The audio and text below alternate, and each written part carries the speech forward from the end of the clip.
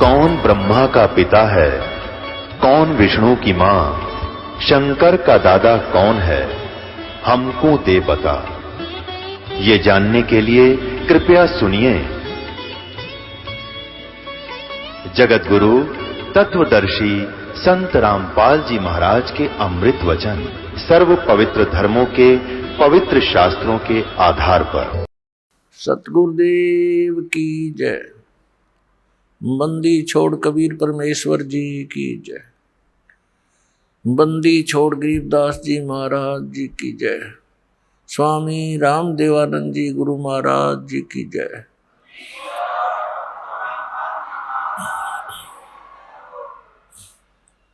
गरीब नमो नमो सतपुरुष को नमस्कार गुरु की नहीं। सुर नर मुनि जन साधुआ संतों सर्वस्ती नहीं। सतगुरु साहेब संत सब दंडोतम प्रणाम। आगे पीछे मज हुए तिनको जा कुर्बान।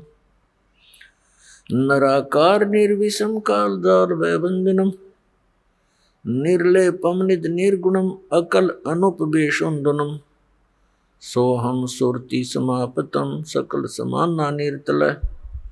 उज्ज्वल हीरंबर हरदमम बेपरवाह अथा है। वार पार नहीं मदतम। ग्रीब जो सुमरे सिद्ध होई। गणनायक गलताना करो अनुग्रह सोई। पारस पद परवाना। आदि गणेश मनाऊं गणनायक देवन देवा। चरण कमल लो लाऊं आदंत करूं सेवा। परम शक्ति संगीतम रिद्धि सिद्धि दाता सोई। अवगत गुण अतीतम सतपुरुष निर्मोही। जगदम्बा जगदीशम मंगल रूप मुरारी। तन मन अर्पों शीसम भक्ति मुक्ति भंडारी। सुर नर मुनि जन ध्यावे ब्रह्मा विष्णु महेशा। शेष शेष मुख गावे पूजे आद गणेशा। इंद्र कुबेर सरीखा वरुण धर्म राय ध्यावे। समर्थ जीवन जी का मन इच्छा फल पावे। 33 कोटि अदारा ध्यावे शेष 88। उतरे बहुजल पारा कट है यम की फांसी। 33 कोटि अदारा ध्यावे शेष 88। उतरे बहुजल पारा कट है यम की फांसी। कर जोरूं विनती करूं धरूं चरण पर शीस।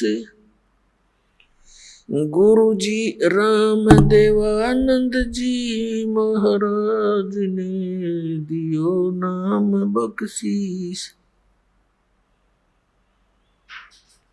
कोटि कोटि सिजदा करूं कोटि कोटि प्रणाम।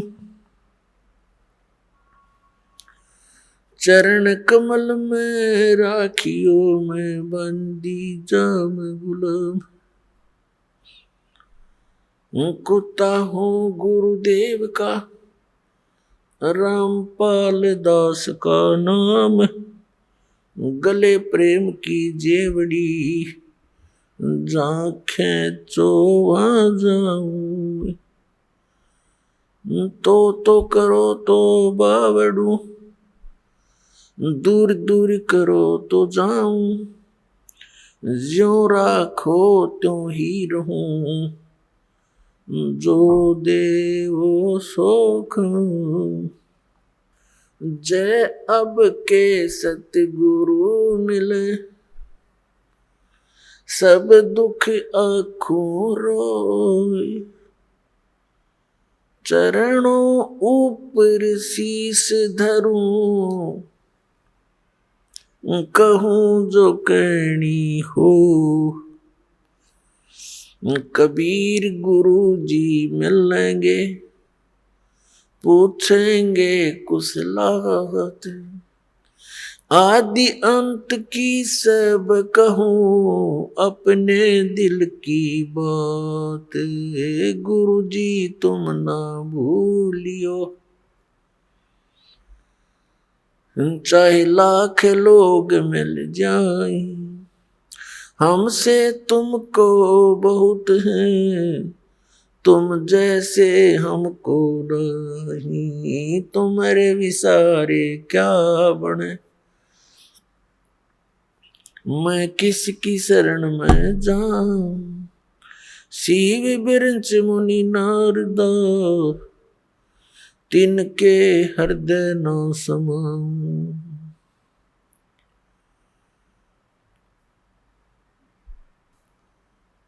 परम पिता परमात्मा पूर्ण ब्रह्म सर्व सृष्टि रचनहार कबीर परमेश्वर जी की असीम रजा से, असीम कृपा से पुण्यात्माओं आप ये सत्संग सुन रहे हो। इस संसार के अंदर यदि कोई वस्तु असंभव है, सुदुर्लभ है, केवल सत्संग है। पुण्यात्माएं परमात्मा की खोज में युगों से लगी हैं और जैसा भी उनको किसी संत ऋषि या ग्रंथ ने मार्गदर्शन किया उसके अनुसार वे अपनी समर्पित भावना से उसमें लग जाते हैं। और जो भी साधक साधना कर रहा है उस अपनी साधना को वो उत्तम मानकर ही करता है और उसके परिणाम स्वरूप फिर हम देखते हैं जैसे हमारा जन्म पवित्र हिंदू धर्म के अंदर हुआ, जैसा भी हमारे धर्मगुरुओं ने ज्ञान दिया था हमारे पूर्वज उसी अनुसार साधना किया करते थे। उन्होंने क्या ज्ञान बता रखा था कि बच्चा हो जा होम करा लो, मृत्यु हो जा तो उसका श्राद्ध निकालो, उसकी 13वीं करो। और जैसा भी उन्होंने मार्गदर्शन किया, राम कृष्ण भगवान है, श्री कृष्ण भगवान, विष्णु भगवान, शंकर भगवान, तो ये सभी साधना किया करते थे और फिर भूत बन गए क्योंकि श्राद्ध निकाले गए उनके। तो श्राद्ध क्रिया प्रेत योनि प्राप्त प्राणियों का के विषय में ही होती है। तो हम सभी श्राद्ध निकाल रहे थे, इससे सिद्ध हो गया कि हमारे सारे पूर्वज भूत बन गए। तो जिसको हम सत्संग समझते थे, क्योंकि सत्संग का अर्थ है, वैसे यथार्थ उसका भाव तो ये है कि सच्चा ज्ञान और कोई ऋषि महात्मा संत गुरु प्रदान करे वो सत्संग कहलाता है। जिन गुरुओं ने, ऋषियों ने, संतों ने हमें शास्त्र विरुद्ध ज्ञान दे करके ये कहा कि हम आपको सदग्रंथों के विचार सुना रहे हैं, सत्संग सुना रहे हैं, तो वो उनकी झूठ थी, वो झूठे लोग थे। सदग्रंथों के अंदर जो मार्गदर्शन है वो हमारे तक नहीं पहुंचा। तो पुण्यात्माओं परमात्मा स्वयं रजा करते हैं, सतलोक से चलकर आते हैं, अपनी प्यारी आत्माओं को वो गूढ़ ज्ञान बताते हैं और उससे पहले ये सभी काल के दूत परमात्मा के बच्चों को भ्रमित कर देते हैं, शास्त्र के विपरीत ज्ञान सुना कर उनको परिपूर्ण कर देते हैं और कहते यही रहते हैं कि हम इन्हीं सदग्रंथों से सब ज्ञान बता रहे हैं। जैसे पवित्र हिंदू धर्म के अंदर पवित्र 4 वेद, पवित्र श्रीमद् भगवद गीता, पवित्र 18 पुराण, ये मान्य ग्रंथ हैं। यदि इन सदग्रंथों का ज्ञान भी हमारे पूर्वजों को होता, यानी आप सबको होता, तो इससे आगे की पढ़ाई तो बहुत आसानी से पढ़ लेते आप। यदि किसी टीचर ने बच्चे को चौथी कक्षा 5वीं कक्षा तक का ज्ञान ठीक दे रखा है तो उसको 6ठी कक्षा में प्रवेश करके आसानी से पढ़ाया जा सकता है। और जिसने कख नहीं सिखा रखा, सारे उल्टी बकवाद पढ़ा रखी है, तो उस बच्चों को फिर उसमें प्रारंभ से ही प्रथम कक्षा से प्रारंभ करना पड़ता है उसको। तो आज पूरे मानव समाज को इस दास ने प्रथम कक्षा वाले क ख भी सिखाने पड़ रहे हैं। ABCD दास ही पढ़ाएगा इस अध्यात्म मार्ग की। आज तक के धर्म गुरुओं ने केवल माया बटोरी है, विशेषकर वर्तमान के लोग जो धर्म गुरु हैं, इन्होंने परमात्मा से कोई लेना देना नहीं, न जगत उद्धार से इनका कोई संबंध है, क्योंकि इनके पास वो मार्ग मंत्र है ही नहीं जो मोक्ष और शांति स्थापना कर सके। इनके पास वो ज्ञान नहीं है पूरे विश्व में। तो पुण्यात्माओं, अब प्राथमिक पढ़ाई भी दास करा होगा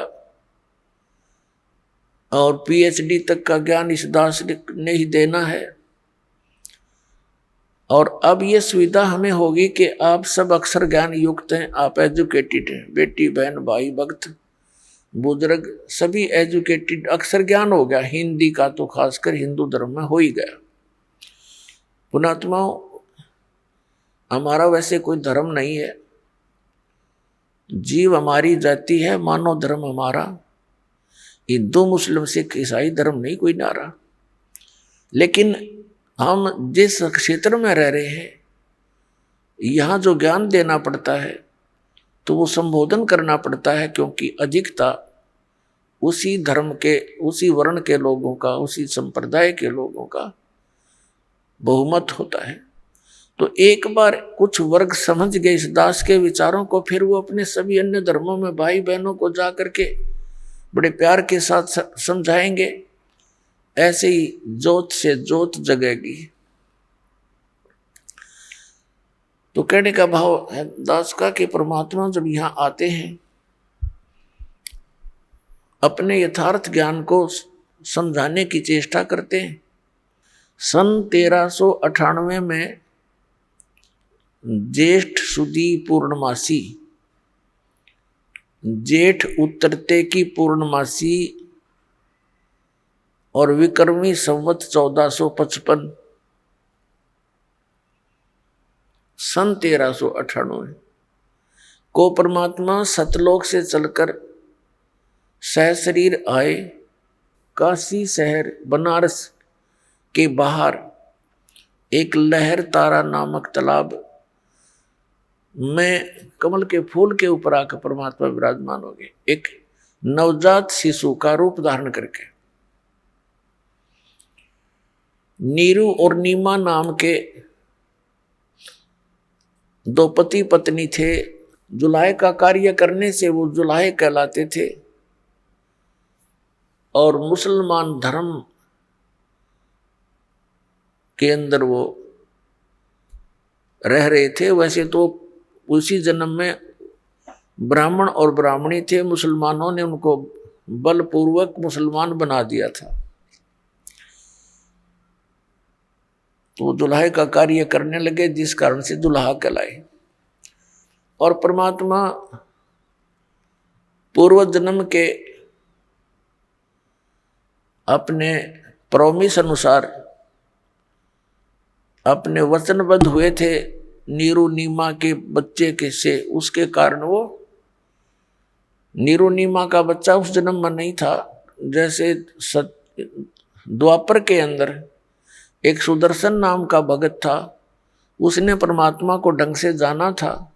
उसमें कबीर परमेश्वर जी करुणा में नाम से आए हुए थे। तो सुदर्शन जी के माता पिता थे यही आत्मा जो नीरू और नीमा बनी अगले जन्मों में। तब सुदर्शन जी ने प्रार्थना की थी, परमात्मा मेरे माता पिता ने बड़ी भारी गलती कर दी, आपके ज्ञान को स्वीकार नहीं किया। अब वो ना जाने किन किन योनियों में कष्ट उठावेंगे। परमात्मा आप दया करियो, किसी जन्म में अपने बच्चों को शरण में लेना। परमात्मा उसी अपने वायदे अनुसार, प्रॉमिस अनुसार उनको मिले थे। नीरू नीमा अर्थात ये जुलाहा दंपति स्नान करने के लिए उस सरोवर में पहुंचे। सुबह ब्रह्म मुहूर्त में वहां बच्चे को पाकर वो घर ले गए। अब संक्षिप्त में सुनाऊंगा, ज्यादा विषय और है आज हमारा। और वहां जुलाहे के घर प्रवेश की लीला होने के कारण वो परमात्मा जुलाहा कहलाए, जुलाहे का कार्य करने लगे। तो पुण्यात्मा वो परमात्मा ही हमें आकर यथार्थ ज्ञान देता है। अब उस परमेश्वर ने इसलिए वहां उस समय जुलाहे के घर में आना अनिवार्य जाना, क्योंकि वो तो परमात्मा है, हम तो जीव बुद्धि हैं, अपनी बुद्धि अनुसार हम विवेचन कर रहे हैं।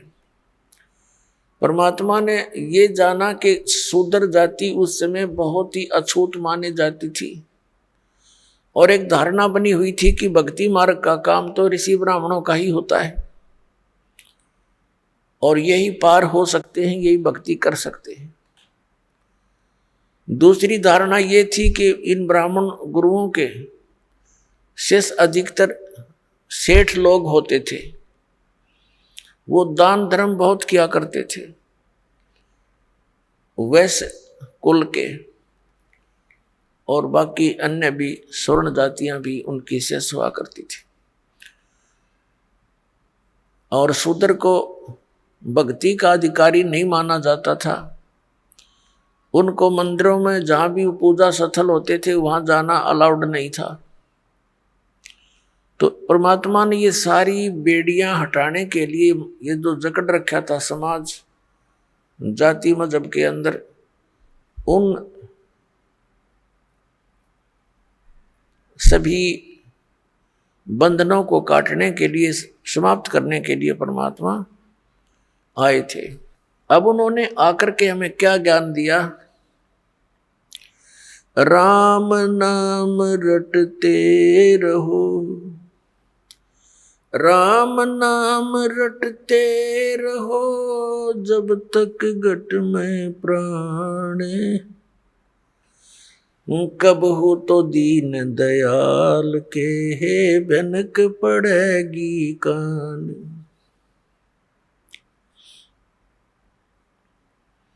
मानुष जन्म पाए कर जो नहीं रटे हरि नाम,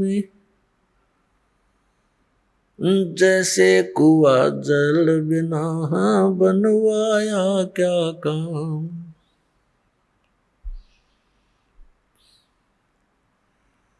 कबीर हरि की भक्ति करो, तज विषियां रस चोज, बार बार ना पाओगे ये मनुष्य जन्म की मौज।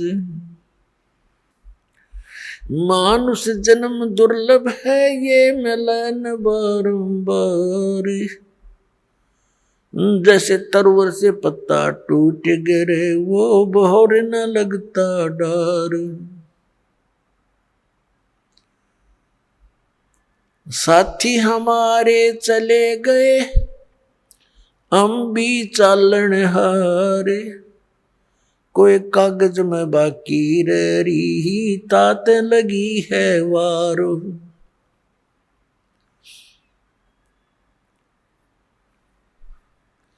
पतझड़ आवत देख कर बन रोवे मन माही, ये ऊंची टहनी पात थे, अब पीले हो जाही।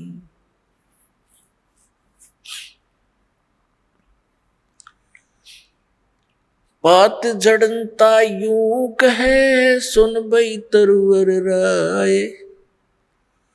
अब के बिछुड़े नहीं मिले, न जाने कहाँ गिरांगे जाए। तरवर कहता पात से, सुनो पात एक बात।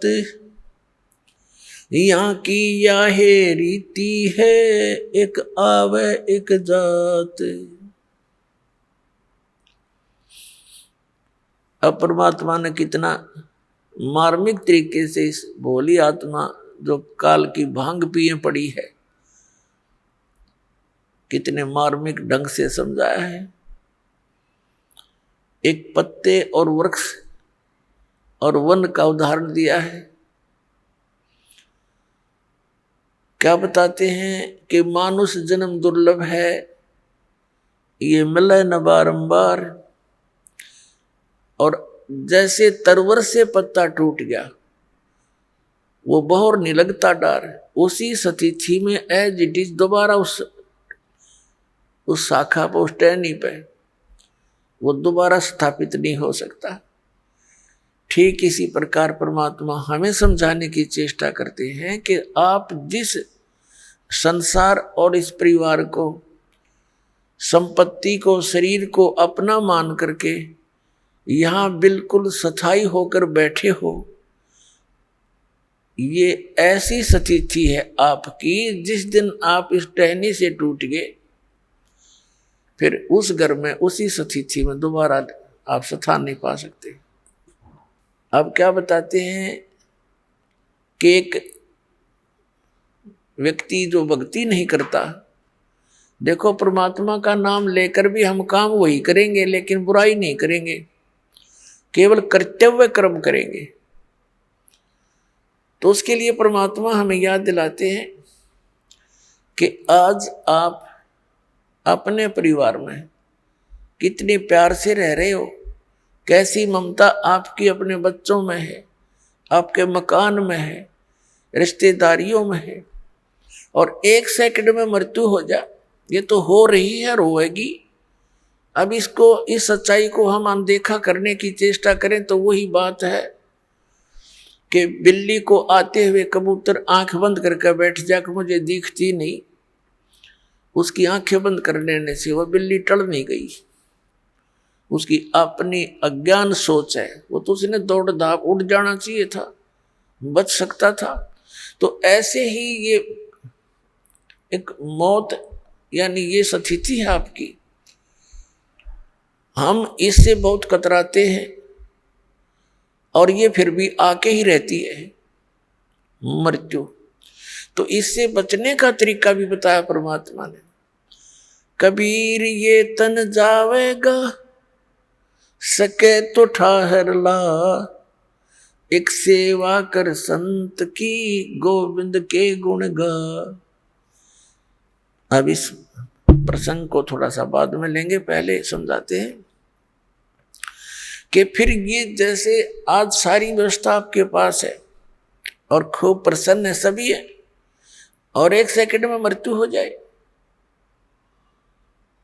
ये क्या था, ये क्या है? फिर ये एक धोखा है, हमारे को मूर्ख बनाने का तरीका अपना रखा है इस काल भगवान ने। अब ये जीव के बस की तो बात नहीं, क्योंकि हम तो बंधे पड़े हैं, हमारे बस की बिल्कुल बात नहीं। इसके लिए परमात्मा ने तरीका बताया है, उस तरीके को, उस मार्ग को अपनाएंगे तो हमारा इससे पीछा भी छूटेगा और ये क्रियाएं कर्म भी हमारे जो कर रहे हैं ये भी बहुत सरल हो जाएंगे। अब जैसे किसी ने 5-10 पशु रखे हैं और पहले हाथ से, ऐसे अब भी हाथ वाले बहुत से, उसका चारा काटने की मशीनें हैं, गंडा से बोल रहे हैं हमारे यहाँ। तो एक तो वो हाथ से काम कर रहा है और एक उसने पावर का कनेक्शन ले लिया, बिजली का। और मोटर ली रख, और फिर देख वो बैठा बैठा देख कर वो कट कट कट कट काट रही है, उठा उठा कर उसमें रखने हैं। और एक जो 2-3 घंटे का काम 20 मिनट में कर हो जाता है। तो इस प्रकार हम जिस अपने परिवार की गाड़ी को स्वयं खींच रहे हैं, उसके लिए इस परमात्मा ने कहा कि तुम इस पर मोटर दरवा लो और बहुत आसानी से रखी जाएगी, और फिर देखना आप भी बैठियो अंदर और फिर गाड़ी चलेगी। तो हम सभी अपने हिसाब से अपने गाड़ी को खींच रहे हैं। परमात्मा का कनेक्शन मिलने के बाद आपको पावर मिल जाएगी, वो मोटर मिल जाएगी जो उसने बैठा घुमाएगी, चलाएगी अपने आप। तो वो काम भी हल्के होंगे जिनको हम नहीं कर सकते, उसको पावर करती है। तो इस प्रकार वो साधना, वो विधि जिससे उस पावर की यानी परमात्मा की शक्ति आपको प्राप्त हो, जिससे आपकी संसार रूपी परिवार रूपी गाड़ी भी ठीक से चले, तो वो दास आपको बता रहा है। और ये अभी तक किसी को प्राप्त नहीं हुआ, और जिस कारण से हम भगवान की खोज में लगे हुए भी फिर भी उतना ही संघर्ष, उतनी समस्या हमारे घरों पर, शरीर पर बनी रही, क्योंकि हमें वो पावर का कनेक्शन मिला नहीं। और जहां से हमने कनेक्शन ले रखा था उनका पीछे से कहीं पावर हाउस से कनेक्शन नहीं था, वो झूठ बोल रहे थे, वो नकली थे। तो पुण्यात्माओं, प्रसंग चल रहा है कि परमात्मा ने क्या बताया। जैसे एक पत्ता वृक्ष टहनी से टूट कर नीचे गिरता है, और वो गिरता हुआ क्या कह रहा है,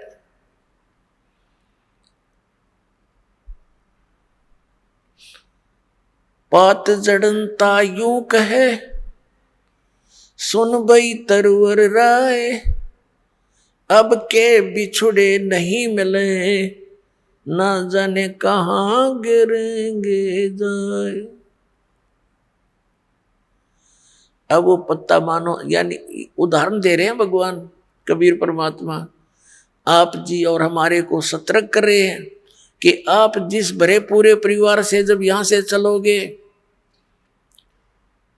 मृत्यु का समय निकट आवेगा। किसी भी कारण से हो सकता है, जैसे कोई रोगी हो जाता है, साध्य रोग हो गया, कैंसर होगी या कोई और बीमारी होगी, परमात्मा की भक्ति कर नहीं रहा वो प्राणी, तो वो मरते समय ये कहा करे, हे भगवान ये पता नहीं कहाँ ठिकाना होगा। तो भगवान याद दिलाते हैं कि एक परिवार को छोड़कर जो प्राणी जाता है उसकी स्थिति बहुत भयंकर होती है, उसकी ममता, उसकी जकड़ उसी परिवार में जकड़ी रहती है। जो भक्तिहीन और ज्ञानहीन प्राणी होता है वो वहीं फिर पशु पक्षी बनकर, कुत्ता कुतिया बनकर उसी गली में सैर सपट्टे करता रहता है। वो जा आशा ता बासा होई, मन करम वचन सुमरियो सोई,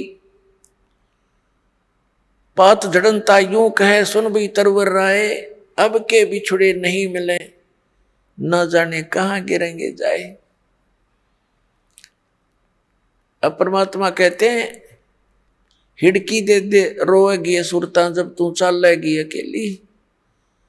इस आत्मा को सुरता भी, सुरती भी कहते हैं, एक संबोधन के लिए। कहते हैं प्यारी आत्मा, जब तू पूरे परिवार ने छोड़ के अकेली यहां से जाएगी, जब तू पछाड़ खा खा टक्कर मार मार रोएगी, डकरा डकरा के, तेरी कोई नहीं सुनेगा। फिर क्या बताते हैं, पात जड़नता यूं कहे, सुन बई तरवर राय, अब के बिछुड़े नहीं मिले, ना जाने कहां गिरेंगे जाए। तरवर कहता पात से। अब क्या बताते हैं परमात्मा के, पतझड़ आवत देख कर बन रोवे मन माही, ये ऊंची टहनी पात थे, अब पीले हो जाई। जब पतझड़ आती है, बसंत ऋतु आती है, उसमें क्या होता है कि पहले के जितने भी पत्ते होते हैं वो सभी पीले होकर के और वृक्षों से टूट टूट कर नीचे गिर जाते हैं। अब कहते उस समय वो वन रोता है अपने मन में कि ये क्या बनी इनके साथ, ये सभी निकल के टूट टूट के गिर गए सारे। जहाँ 1 वर्ष तक उन मस्ती मार रहे थे, फड़फड़ फड़फड़ करते थे हवा के झोंकों में, कितने अच्छे लगते थे। तो ये वन संसार है और हम इन टहनियों पर चिपके हुए पत्ते हैं। ऐसे ही हम टूट टूट कर गिरते जा रहे हैं। पीले हो जाए मीन, बुढ़ा हो गए, बुढ़ापा आ गया, सफेद बाल हो गए, जाड़ दांत, अब चली एक एक करके निकलने लगी। तो समझो अब इस तरवर से टूट कर गिरने का समय आ लिया और इसका ये भी नहीं पता कब समय आ जाए। वैसे तो अंदाजा हम सभी लगाए बैठे हैं, अप्रोक्सीमेशन, कि 90, 80, 100 वर्ष तक तो जी ही जाते हैं। अब जैसे कोई आज 80 वर्ष का हो गया है तो वो इस आश तक जीवित है, रुका हुआ है कि 100 वर्ष तक तो कहते हैं जी ही जाता है, मनुष्य जीवन बना ही रहता है। और यही आस सबसे खतरनाक हमारे लिए कि इतने वर्ष तो अभी मेरे शेष हैं, इसीलिए तो टिका हुआ है ना। तो ये फिर भगवान में दृढ़ता तो लग जाना, इसीलिए बकवादों में लग जाता है। तो यहाँ परमात्मा कहते हैं यह भूल भी सत्संग से समाप्त होगी आपकी। परमात्मा कहते हैं मौत भूल गया बावड़े, ये अचरज किया कौन, और तन माटी में मिल जाएगा जो आटे में लौण। तो मौत को भूल गया, यह गफलत किया बैठा। इसी कारण से तुम चोरी करता है, बकवाद करता है, डाके मारता है, मिलावट करता है, रिश्वत लेता है और बड़ी बड़ी कोठी बनाता है, तुझे मौत याद नहीं है। अब परमात्मा याद दिलाते हैं कि वो ऊंची टहनी पात थे वह पीड़े हो जाई, पात जड़नता यूं कह सुन भी तरवर राय, अब के बिछड़े नहीं मिले ना जाने कहाँ गिरेंगे जाए। फिर तरवर कहता पात से। अब जैसे तो कोई व्यक्ति मृत्यु के निकट हो, कुल के लोग आसपास आकर बैठ जाते हैं और उसको फिर सांत्वना देते हैं, भाई यहाँ तो सभी ने जाना है, चिंता कर ले चाहे ना कर ले, ये बाकी बच रहे इनकी भी मृत्यु होनी है, पीछे देख ले कोई रहा नहीं। तो इस करके उसका थोड़ी दृढ़ता पैदा करने के लिए ये बातें चलती हैं, लेकिन उनसे होता कुछ नहीं। जब तक प्राणी पूर्व पहले से ही परमात्मा के चरणों में नहीं लगा होता, उसके वो बातें असर भी नहीं करती। पहले से भक्ति में लगा हो, भक्ति की शक्ति से, भक्ति की कमाई से, मंत्र की कमाई से, उस समय उसको थोड़ा बहुत अगर कोई डगमग होता है परिवार को देखकर, तो उसको याद दिलाने से वो तुरंत दृढ़ हो जाता है, क्योंकि उसकी नींव मजबूत हो चुकी है। तो फिर वो तुरंत भूल जाता है संसार को और मालिक में सुरती लगा लेता है। और भक्ति और ज्ञानहीन प्राणी तो फिर कितना कुछ कह लो, उसका असर नहीं होता, उसकी सुरती वहीं जकड़ी रहती है। तो यहाँ अब तरवर कहता पात से, सुनो पात एक बात, यहाँ की यही रीति है, एक आवे एक जात। अब जैसे वो पतझड़ के समय टहनियों से पत्ते टूट टूट के गिर गए, पहले वाले तो गिर गए, खत्म हुए, कोई गंदे नाले में पड़ा, कोई पशुओं के पैरों नीचे कट के नष्ट हुआ, और तुरंत फिर कोपल फूट आती है, नए पत्ते 10 से 15 दिन के बाद हरा भरा हो जाता है वो पेड़ हैं। और फिर वो कुछ वो जो पत्ते नए नए आए हैं वो 1 वर्ष वो नाच कूद लेंगे, फड़फड़ फड़फड़ कर लेंगे, फिर वही ऐसे ही सतिथि में जाएंगे। तो परमात्मा हमें याद दिलाते हैं इस उदाहरण के माध्यम से कि तरवर कहता पात से, सुनो पात एक बात, यहाँ की यह रीति है, एक आवत एक जात। दादा की टिकट कट की, पोता तैयार हो गया, अब 50, 60, 70 साल पाछे पोते की टिकट कटेगी, रहना कोई नहीं। तो परमात्मा हमें याद दिलाते हैं रहना नहीं देश बिराना है, ये अपना लोक नहीं है, ये देश रहने का नहीं है, और तुम वहां जाने की चेष्टा कर नहीं रहे जहां तुम्हें सर्व सुख होंगे, वहां वृद्ध अवस्था नहीं है, वहां मृत्यु नहीं होगी। बताओ, इतना बढ़िया स्थान है, आप उसको ग्रहण करना नहीं चाह रहे क्योंकि आपको ज्ञान नहीं, आपको ये विश्वास ही नहीं है कि ऐसा कोई लोक है। क्योंकि नकली संतों ने और इन पंथों ने परमात्मा का भट्ठा बैठा दिया, भक्ति मार्ग का नामो निशान मिटा दिया। महिमा गाते हैं सतलोक और सचखंड की, और वहां की व्यवस्था बताते हैं वहां तो प्रकाश ही प्रकाश है, चेतन ही चेतन है। तो उस प्रकाश में हम के टिंडे लाएंगे जाके, वहां कुछ भी कोई नहीं है। अकल है, देखो ये ज्ञान है कोई।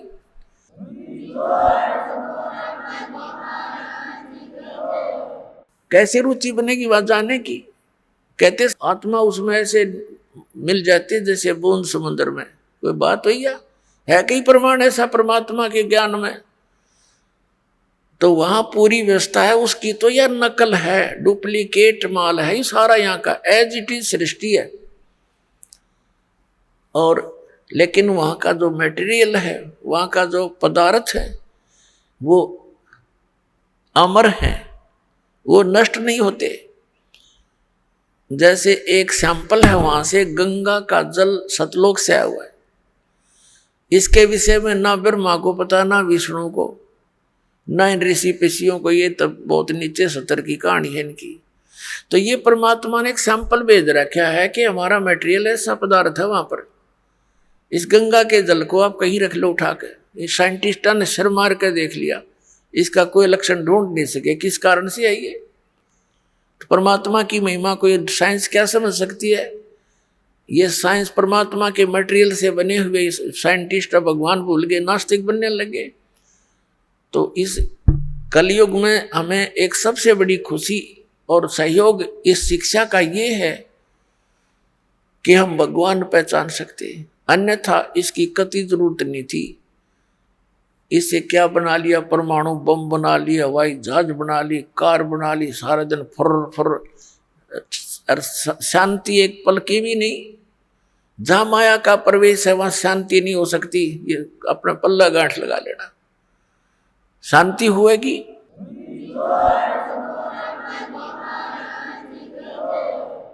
अंगारों पर बैठकर हम शांति ढूंढ रहे हैं, भूबल पर पैर रखे हैं और हम सोच रहे हैं अब शांति होगी, हमें ठंड मिलेगी। तो माया तो भूबल समझ लो, ये अंगारे हैं, और जिसके पास ज्यादा है उतने ही ज्यादा अंगारे उसके पास है। कभी सपने में भी उसको सुख नहीं हो सकता। और जहां भक्ति है, परमात्मा साथ है, फिर इस माया को भी परमात्मा अपने हिसाब से सेट कर देंगे। उसके लिए परमात्मा कहते हैं माया दासी संत की भगत की, और उभय दे आशीष विलसी और लातों छड़िया सुमर सुमर जगदीश। जब हम परमात्मा की शरण में आ जाएंगे, सतनाम का सच्चे नाम का जाप करेंगे, ये माया आपके चारों तरफ पड़ी रहेगी, लेकिन फिर हमने इसकी आवश्यकता ना रहे। अब जैसे हम शराब पीते थे, बीड़ी पीते थे, यानी हम दास नहीं पीता था, उसे बता रहा हूँ, बीड़ी बाड़ी कभी नहीं पी। लेकिन जैसा भी जो भक्त आए हैं शरण में, शराब पीते थे, तम्बाकू प्रयोग करते थे, लंबी लंबी सिगरेट ला के टोर दिखाया करते थे, मांस खाते थे, और 100 तरह की लोग दिखावा ड्रामे करते थे।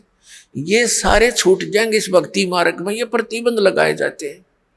तो वह माया जो वेस्ट जाती थी, एक शराब पीने वाला, उसका तो एस्टिमेट नहीं लगा सकते एक दिन में कितना नाश कर दे। एक सिंपल सी बीड़ी और तम्बाकू प्रयोग करने वाला, सिगरेट पीने वाला कम से कम 20-30 रुपए डेली बर्बाद कर देता, बल्कि आज तो ज्यादा हो गए होंगे। तो महीने में एस्टिमेट लगाओ तो 1,000 का तो उसका कम से कम ये खर्चा हो गया, ये बच गया। फिर शराब पीने का तो एस्टिमेट नहीं, एक महीने में 10,000 पी जाए, 15,000 का नाश कर दे। तो वो ऐसे जो हम लोग दिखावा और ये अपना अननेसेसरी वस्तुओं का प्रयोग करते थे, वो खत्म हो जाएगा। फिर वह माया आपके चारों तरफ लौटी रहेगी, थोड़े से काम में और खूब गुजारा होगा। परमात्मा की भक्ति में इतनी शक्ति है, जैसे पहले हम देखा करते थे एक सेठ था, उसका लड़के के पेट में दर्द हो गया और ऐसा है पीड़ा होगी, अचानक ले गए हॉस्पिटल में, प्राइवेट हॉस्पिटल में, जो उनका जानकार था। उसने फटाफट उसने अपने देखा जल्दी, भाई इतनी पीड़ा है तो कोई, उसने अपनी सोच से ऑपरेशन कर दिया अपेंडिक्स का, ऑपरेशन कर दिया, अपेंडिक्स निकाल दी। पीड़ा ज्यों की तो बनी रही, जब वो पेन किलर बंद करी तो फिर ज्यों की तो पीड़ा, फिर उसी तरह फिर दूसरे डॉक्टर के पास ले गई। उसने क्या देखा कि इसकी जो है ना झिल्ली में डिफेक्ट है, वह झिल्ली निकाल दी उसकी किया, वो फिर पीड़ा ज्यों की त्यों बनी रही। फिर देखा कि फिर लास्ट में पता चला कि इसकी बड़ी आंत में बहुत इन्फेक्शन है। अब कहां से चला था, लाखों रुपये लागे, बिरानमटी नौकी नहीं हुई, जब जाकर उसकी जान बची और 2-3 महीने तक ऐसे बिरानमटी रही। और अब क्या होगा जब भक्ति से हम जुड़ जाएंगे। पुण्यात्माओं, इसलिए भगवान की तलाश की जाती है, क्योंकि हम बहुत युगों से पापों का ढेर लगाते आ रहे हैं। पाप के प्रभाव से थोड़ा बहुत हानि शरीर में भी होने लगती है, तो थोड़े ही ट्रीटमेंट में 100 रुपये की दवाई में आप स्वस्थ हो जाओगे, और नहीं तो लाखों लाख का पीछा छूटर मौत भी हो जाए। तो इस प्रकार परमात्मा आपको सहयोग देने लगेगा। ये दास का बहुत बिटर एक्सपीरियंस है इस मार्ग में, क्योंकि तभी इस मार्ग को, परमात्मा के मार्ग को, उसके आदेश को आप तक पहुंचाने की चेष्टा की है कि इससे बहुत लाभ मिलेगा आपको। ऐसा लाभ मिलेगा आप सोच नहीं सकते।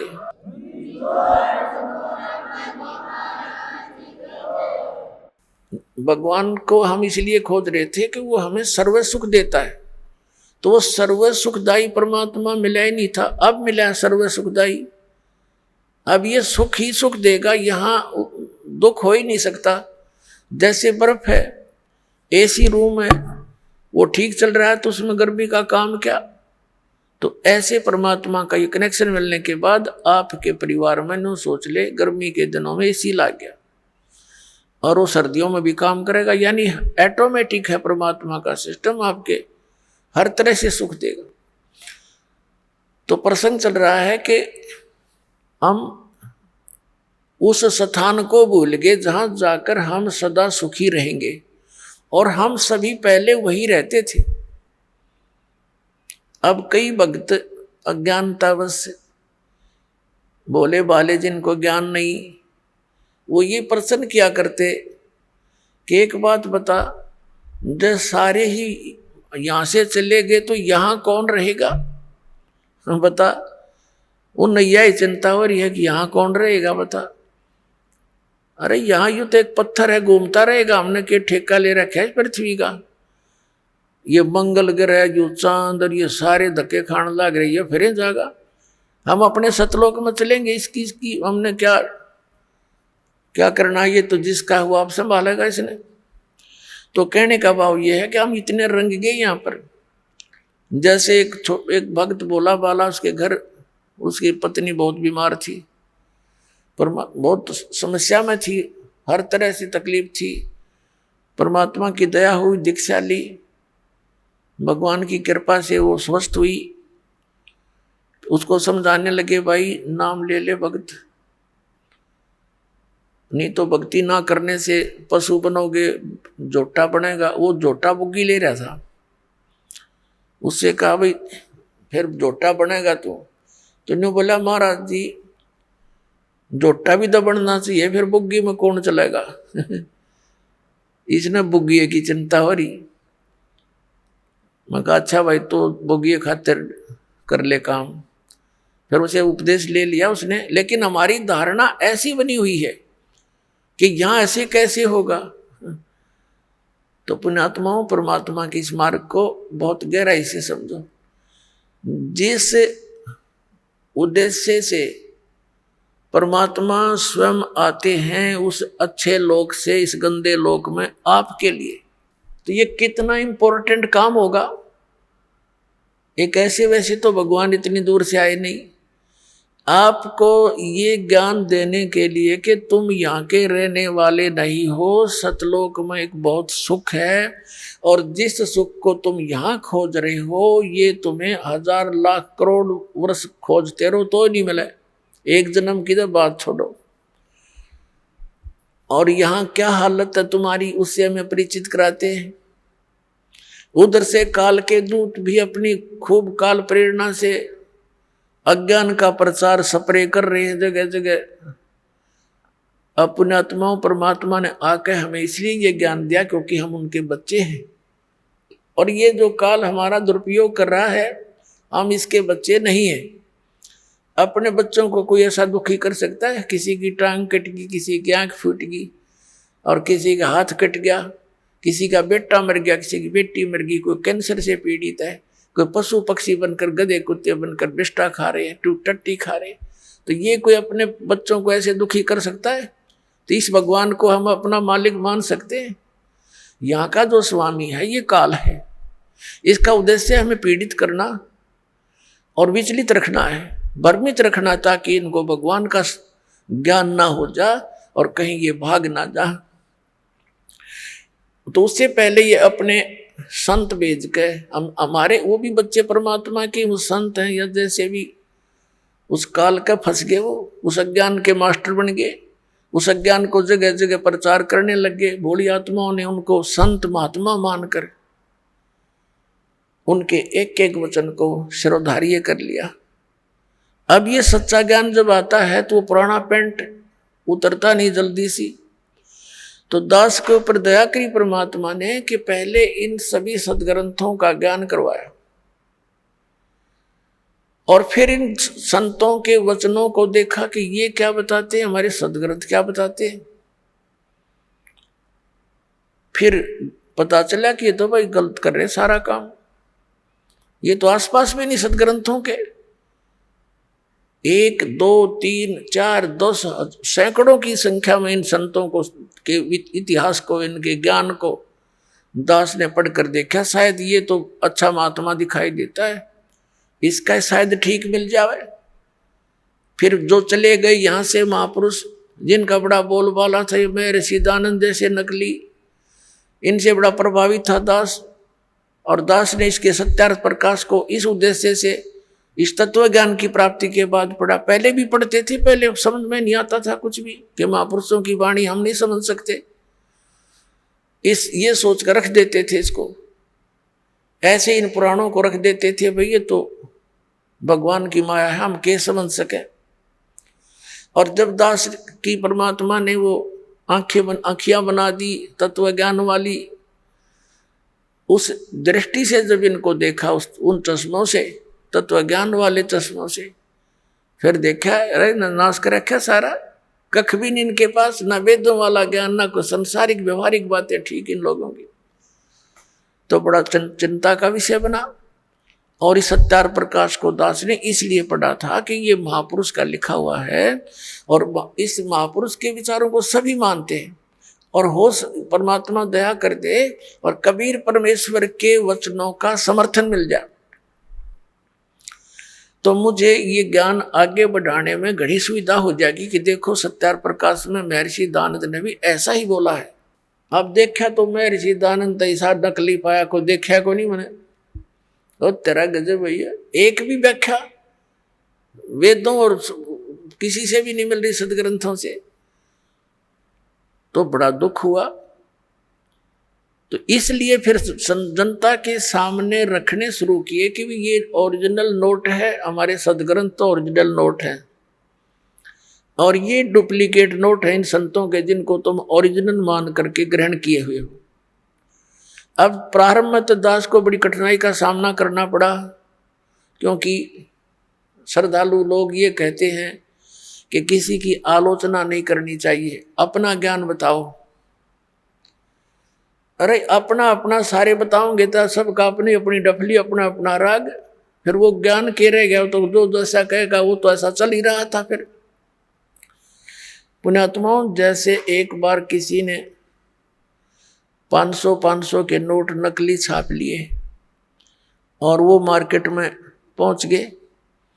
उनका पता लगा सरकार ने, तो फिर जनता को ठगने से बचाने के लिए एक समाचार पत्रों के माध्यम से, टीवी के माध्यम से ओरिजिनल और डुप्लीकेट दोनों दिखाए, उनकी भिन्नता बताई। ओरिजिनल ऐसा होता है, डुप्लीकेट ऐसा होता है। तो क्या सरकार आलोचना कर रही थी? एक महापरोपकार कर दिया ना, लाखों लोग ठगे जाते, गरीब व्यक्ति मारे जाते, जिनके 5-7 हजार रुपये होते रुए ठग नकली कागजों में लग जाते। तो पुण्यात्माओं, दास का यही प्रयत्न समझ लेना। ये पूरा विश्व याद किया करेगा इस दास को। ठीक है, दास को बहुत कठिनाइयां आई हैं,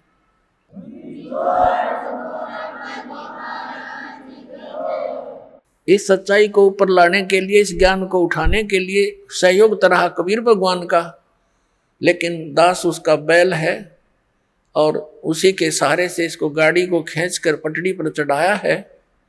पहले तो खाचे में कीचड़ में डाल रखी थी और इसमें बहुत से संकट दास के ऊपर आए हैं। साथ में हमारे बच्चे जो परिचित हो गए थे, उन्होंने बड़ा सहयोग दिया अपने बहन भाइयों को समझाने का, वहाँ तक ये संदेश भगवान का पहुँचाने में बहुत सहयोग दिया है। और आपका भी फर्ज बनता है, ये सच्चाई है और सच्चा ज्ञान है, इससे पूरे विश्व में शांति होगी। प्रत्येक प्राणी का कर्तव्य बनता है, पहले आप अच्छी तरह समझे दास के विचारों को और शब्द ग्रंथों को और उन महापुरुषों के विचार जो दास आपके रूबरू कराता है कि उन महापुरुषों ने भी ऐसी साधना की, उनसे उनका मोक्ष हुआ। तो उनको अच्छी तरह समझकर फिर आप लगो और साथ में औरों को भी ट्राई करो प्यार से।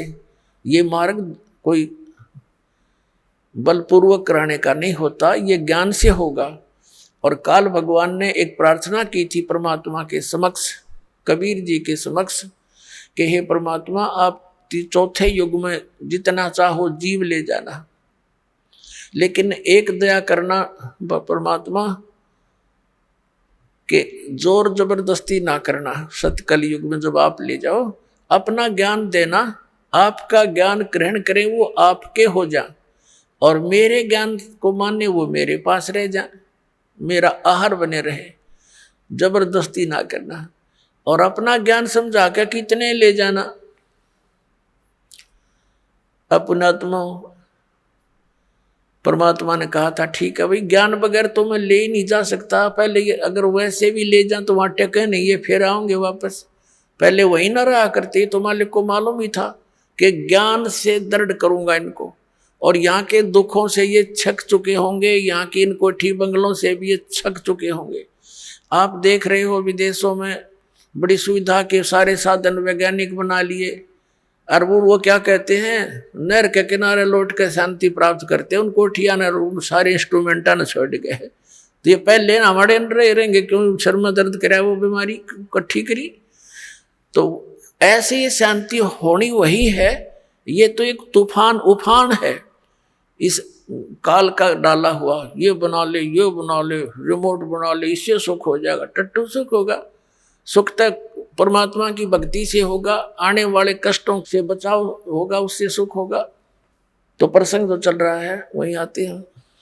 तो परमात्मा ने आके हमें ज्ञान दिया है कि सतलोक के अंदर तुम्हें कोई दुख नहीं, और वहां चलो, वहां जाकर के तुम्हें परम शांति होगी। और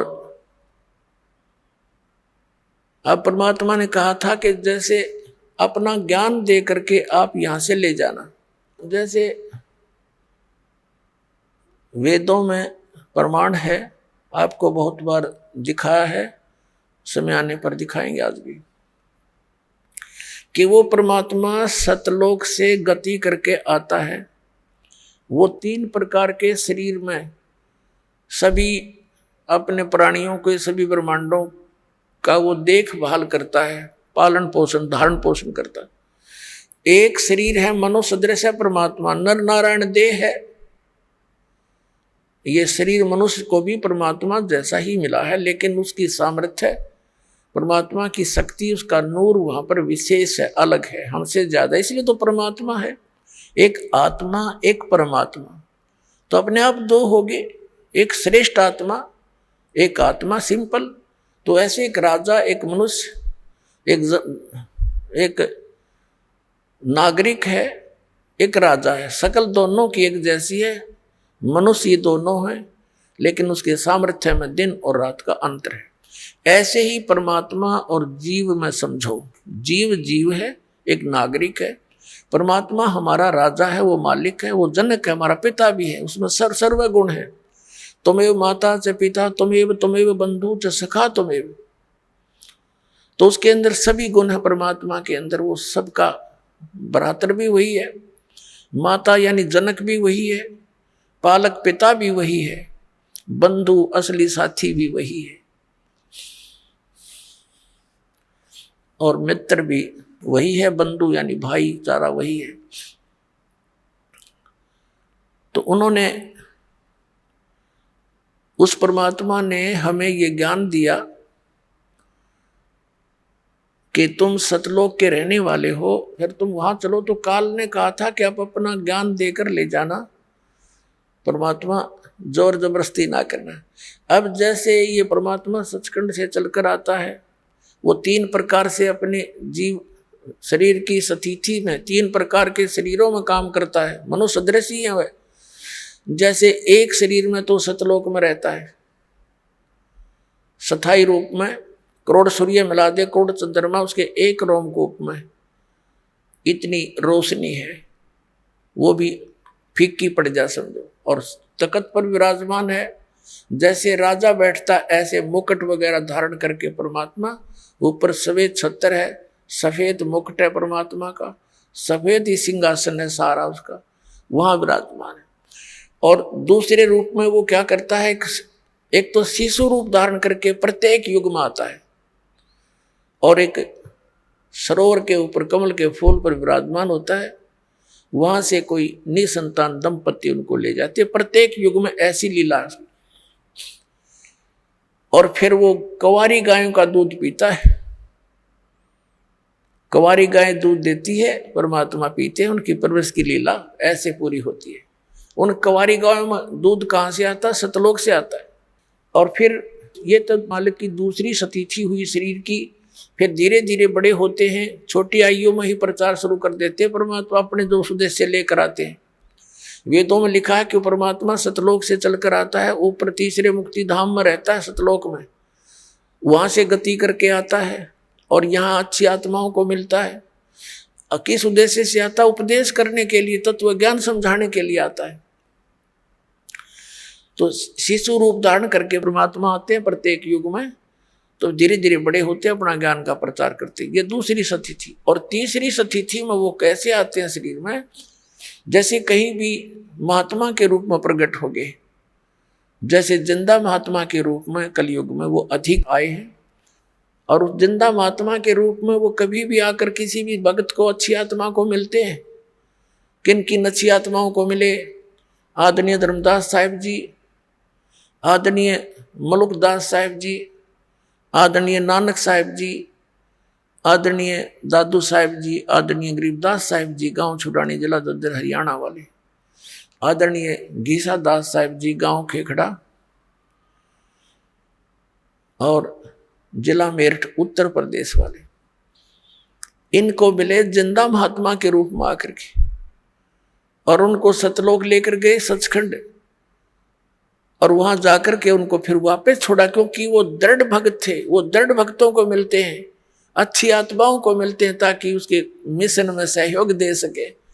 तो वो स्टेनलेस स्टील थे, जो उनको कह दिया दाता ने वो फाइनल, उनके लिए सारा संसार एक तरफ, वो महापुरुष एक तरफ थे। जैसे आपने जन्म साखी भाई बाला वाली में देखा, परमात्मा के उस यथार्थ मंत्र का स्वयं जाप कर रहे थे नानक साहिब जी, और जब उनकी देखा देखी उनके शिष्य मर्दाना ने भी वो जाप शुरू किया, तो उसको ऐसा झटका दिया कि वो मर गया होता, डूब गया होता समुद्र में। एक बस ऐसी घबरा गया मर्दाना। तब उसको कहा कि तू नकल ना कर, मेरी करनी ना देख, मैं जो बोलता हूँ गुरु की आज्ञा का पालन कर। तो वो दृढ़ भगत थे, किसी भी सिख समाज को सतनाम नहीं बताया उन्होंने। समाज अपने स्थान पर, भगवान अपने स्थान पर है।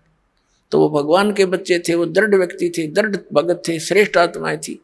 उनका उद्देश्य ये नहीं था कि भी मैं इसके ना बताने से कोई हानि समाज को होगी, नहीं, वो तो जैसी थी उसी चल ही रही थी। अब उससे घनी हानि हो जाती चाहे वो डिक्लेयर कर जाते। आज ये सारे नकली पंथ, ये सतलोक की महिमा गाने वाले काल के द्वारा चलाए गए सारे नकली पंथ अब गुरु ग्रंथ साहब से पढ़कर यही नाम देते रहते। ऐसा झटका दे दिया कि डर गए सारे, पूरा सिख समाज के खबरदार देश नाम का जाप किया। मर्दाना ने किया था मर गया होता, और गुरु जी का आदेश है उसकी आज्ञा की अवहेलना हो जाएगी। ऐसा भय पैदा कर गए। क्या वो हमारे हितैषी नहीं थे? वो परम हितैषी थे। वो जानी जान थे कि आग लग जाएगी, जाइए मंत्र दे दिया तो नाश हो जाएगा बात का। तो ऐसे उन दृढ़ भक्तों को परमात्मा आकर मिलते हैं। तो ये तीसरी सतिथि थी उनकी। अब उनको हिदायत दे दी थी कि समय आने पर इसको फिर देंगे अपने बच्चों को। अब जैसे कोई भी हिंदू धर्म में देख लो, सिख धर्म में देखो, विशेषकर इन दोनों धर्मों में दास देख रहा है। बाकी मुसलमान धर्म से और ईसाई धर्म के क्या क्रिया है इतना विशेष दास परिचित नहीं है। इतना अवश्य है कि वो मुसलमान धर्म के लोग भी बलि चढ़ाते हैं, कुछ हिंदू समाज के भी चढ़ाते हैं। ये गलतियां हैं दोनों की। लेकिन यहाँ दास देख रहा है कि यहाँ विशेष धर्म की व्यवस्था है। जैसे सिख समाज के अंदर वाणी का पाठ और वहाँ उनका लंगर चलता है। धर्म की ये धर्म यज्ञ कहलाती है। ये दो धर्म यज्ञ करते थे बस। ये एक तो ये धर्म दो यज्ञ करते थे, एक धर्म यज्ञ और एक ज्ञान यज्ञ, वाणी का पाठ। तो इनसे क्या होता है, मोक्ष नहीं हो सकता संग जन्म भी इन क्रियाओं से, लेकिन मनुष्य के शरीर की संख्या बढ़ जाती है। अब वो ऐसे ही हिंदू धर्म के अंदर जैसे गीता जी का पाठ करो, डेली एक अध्याय का पाठ करो, या वैसे कोई अपना धर्म पुण्य करते रहते हैं, कोई भंडारा कर दिया कितने गांव गोम नगर में, ये ऐसे चलते रहते थे। तो इन क्रियाओं से क्या होता है कि मनुष्य जीवन मिल जाता है। परमात्मा की वाणी है सूक्ष्म वेद में कि धर्म तो 10 का नहीं और 10 के तीनों लोग, खैरायत में खैर है कीजिए आत्म भोग। और दूसरा ये था, तो उससे क्या होता है, जैसे यज्ञ है ये ग्लूकोस है। एक रोगी है, जैसे दास ने बताया कि हमारे जन्म और मृत्यु का दीर्घ रोग लगा हुआ है। ये दीर्घ रोग उसी ट्रीटमेंट से कटेगा जो महापुरुषों ने खुद प्रयोग किया और परमात्मा ने आकर बताया। और अब इस दास को इस मार्ग का मास्टर बना दिया, डॉक्टर बना दिया, सर्जन बना दिया। अब दास के पास वो मार्ग है, वो सारी व्यवस्था है।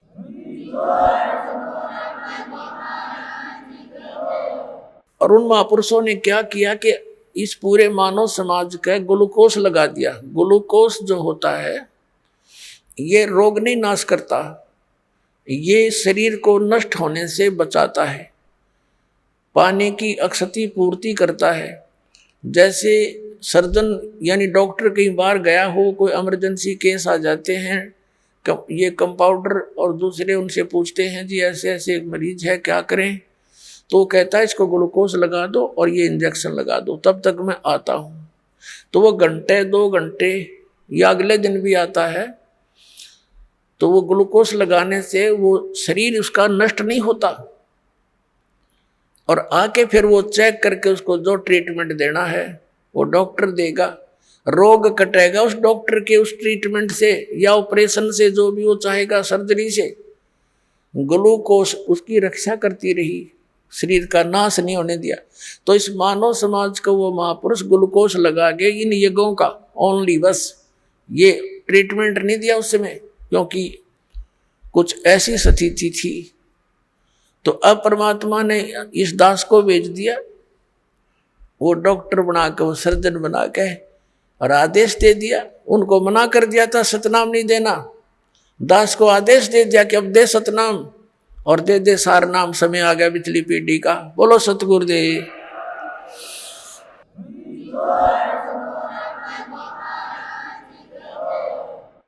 तो पुण्यात्माओं, जो प्रसंग चल रहा है कि इन दृढ़ आत्माओं ने परमात्मा की प्रत्येक आज्ञा का पालन कर लिया। अब जैसे बात चली है कि ज्ञान देकर ही आप ले जाना अपने बच्चों को, आपका ज्ञान स्वीकार करें आपका। अब जैसे परमात्मा मिले थे हजरत मोहम्मद को, जिससे मुसलमान धर्म चला, अब वो अच्छी आत्मा थी, दृढ़ भक्त नहीं थे वो। अब यहाँ उनके लाखों शिष्य हो गए थे। परमात्मा उनको आए मिले, जैसे वो अपने विधान अनुसार अच्छी आत्माओं को मिलते हैं। गोता मारूं स्वर्ग में जा बैठूं पाताल, कह कबीर में खोजता फिरूं ढूंढता फिरूं अपने हीरे मोती लाल। हजरत मोहम्मद जी को मिले। हजरत मोहम्मद जी को कहते हैं हम वहां ले गयो सतलोक में, इच्छा रूपी वहां नहीं रहो। उल्ट मोहम्मद मैल पठाया, गुज बीरज एक कलमा लाया। रोजा बंग नमाज दई रे, बिस्मिल की नई बात कही रे। अब जैसे परमात्मा कहते हैं हम हजरत मोहम्मद को वहां ले गए, जैसे नानक साहिब जी को ले गए, गरीबदास साहिब जी को ले गए, धर्मदास साहिब जी को ले गए, और गीसादास साहिब जी को, दादू साहिब जी को ले गए, मुल्कदास साहिब जी को लेकर गए, फिर छोड़ दिए। उन्होंने दृढ़ होकर के भगवान की प्रत्येक बात को स्वीकार किया। उन्होंने तो वहीं कह दिया था भगवान हमें यहीं रख लो, लेकिन हजरत मोहम्मद वहां नहीं रहे, अपनी मर्जी से न बोले नहीं जी मैं तो वहीं ठीक हूँ, और वहां भी मैंने बहुत प्रचार करना है, बहुत अभी तो काम अधूरा रहता है। अब परमात्मा ने सोची चल इसको कुछ राहत दे देते हैं। उसको उनको क्या बताया फिर परमात्मा ने कि रोजा बंग नमाज दई रे, बिस्मिल की नई बात कही रे। हजरत मोहम्मद जब पहली बार गए तब तो वो काल तक सीमित थे।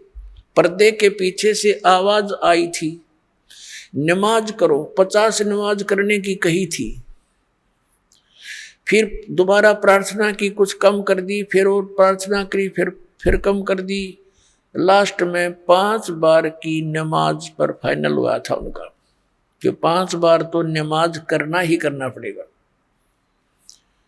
और रोजा मीन व्रत और बंग आवाज लगाना, हे भगवान दया करियो, आवाज लगाकर आवाज ये साधना करना। तो कहते हैं उस हजरत मोहम्मद जी जहां से ये आदेश लेकर आए थे, उसमें भी उस काल भगवान ने भी इनको बिस्मिल करने का आदेश नहीं दिया था। क्या बताया है कि रोजा बंग नमाज दई रे, बिस्मिल की नहीं बात कही रे।